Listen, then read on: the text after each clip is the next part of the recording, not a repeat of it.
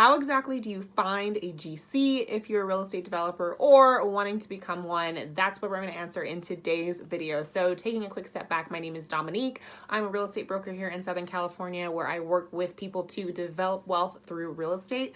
That involves working with builders, investors, developers, as well as homeowners and people who are looking to buy a home. So in today's kind of video, what I really want to touch on is a question that I received via email. So you can always email me questions and I'll just kind of create different responses to them and post them back up on YouTube so that everyone gets learning from them. So the question I got was from Jermaine in New York City, and he asks, I'm a new investor here in New York City and I want to do a lot of ground up multifamily building in Newark, New Jersey. I spoke with a few lenders and I have been told that I need to partner with a GC to get funding. Can you suggest the best way to seek a GC that does ground up construction and what terms you think are fair for both parties? Thanks. So first off, thank you, Jermaine, for that question. I love answering questions, like I said. So let's get right into it. So the first part of that question that I want to answer is, how do you seek out a GC or a general contractor to partner up with to do construction development? So there are many different ways, but I'll kind of give you a breakdown of the easiest paths of least resistance. So find the general contractors that are already doing ground up development in your area. So there are different types of contractors out there. There are actually three. You have contractors who are just starting out, and so they're very much limited to like kitchen remodels, bath remodels, very small projects that are and they work one-on-one direct to consumer type projects.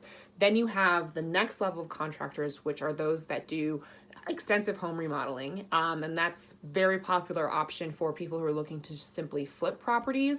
And then you have the next level of contractor above that who actually does ground up development, whether it's residential, multifamily, luxury, single family homes, spec development, so on and so forth. So first, you want to find a contractor in your area, specifically Newark, that is doing that third tier. So they're already doing ground up development and they're familiar with that, because your lender obviously is going to want to know that you're working with somebody who is experienced.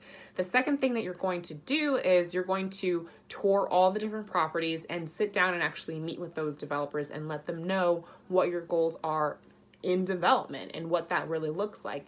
And that way you'll get a feel for, one, their workmanship, and basically that means the quality of the work that they put forth. And you'll also get to meet them one-on-one and see for real, is this someone that I want to work with and be accountable to and present them as a partner for me when I'm talking to a lender. So that's something that you want to do as well. Now, to answer the next part of that question, so let's say you find a general contractor, they're excellent, they're great, they're on board to partner up with you and present themselves in front of your lender and get a project going. What terms are fair for both parties? And that's really something that will come down to what their goals are as well as what your goals are. And this is something that I really harp on in my book, How to Become a Developer Workbook, which is knowing what you're bringing to the table so that you know what you should be able to take out of it once everything is said and done. So if Jermaine, it sounds like you're more of a newer investor, really take a look before kind of negotiating with a contractor as to what you're going to bring to the table. Is that going to be financing? Do you have other family members or friends who are putting the money forth for this project? Are you bringing in the design element? Are you a realtor and you'll be discounting when it comes to listing the property and getting it sold? Like, asking yourself that question of what you're going to bring to the table, because at that point, then it'll make it easier to figure out what you want them to bring to the table and how much each person should get from that. So let's just say, I'll just use myself for example because it's easiest. So let's say that I'm sitting down with a contract. Let's say that I found him on Yelp. I've been to all these different projects. I've had extensive lunches with him. We've talked about it and he's on board and ready to go. I would say, hey, I'm a realtor. I can find the properties and I know how to get the finance together. I just need somebody who can build it. So I know that I bring to this table a 50-50 partnership. And in fact, I would want a 51-49 because ultimately I'm on the hook to the lender and I'm bringing in this money, I'm bringing this expertise, I'm going to bring it to the market and market it for sale as a realtor and not charge that typical fee. So I would expect this to be as $51.49 because of course, obviously you're going to do the actual build out and development. But at the same time, I think that's something that would be fair.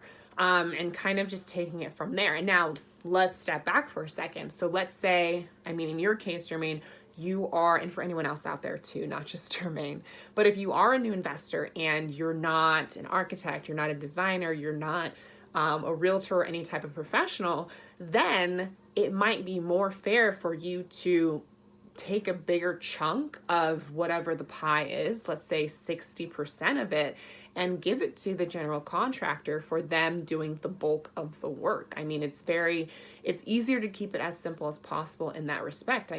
The less that you're putting into the deal, honestly, the less that you should be getting out of it. And that's really the same approach that you should have and that general contractors will expect, especially if they're going to partner up with you in development. So that's how I'd answer that question. I hope this helps. And if you have any other questions out there, someone who is in a similar position as Jermaine, please drop it in the comments down below. And if you have any personal questions when it comes to real estate development or anything real estate, honestly, feel free to email that to me and I'll make sure to post a video about it on YouTube. But until the next episode, thank you guys so much.